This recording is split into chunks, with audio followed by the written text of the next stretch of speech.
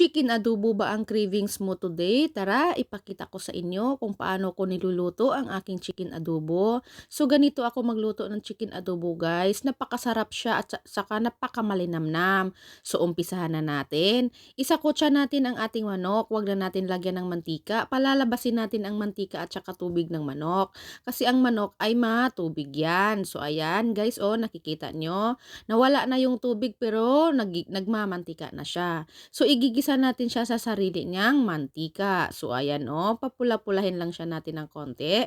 So, maglalagay na rin tayo dito ng mga ricados. Yung bawang lang at saka sibuyas ang aking ginamit. Igisa-gisa lang natin siya sa sarili niyang mantika. Tandaan nyo guys, kapag kayo ang magigisa ng manok, huwag nyo nang lagyan ng mantika dahil may sariling mantika yan. So, ayan ang ating pinaka pangmalinamnam sa ating secret recipe ay ang ating konting Sprite. Din ilalagay din natin ang ating sauce ng tidbits na na pineapple. So lagyan lang natin siya ng maraming bay leaf at saka yung buo na paminta. So ayan na guys, ang ating siyang palalambutin.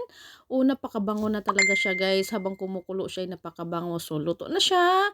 Ilalagay na natin ngayon ang ating tidbits. Ayan na guys. Thank you for watching. Sana may natutunan kayo.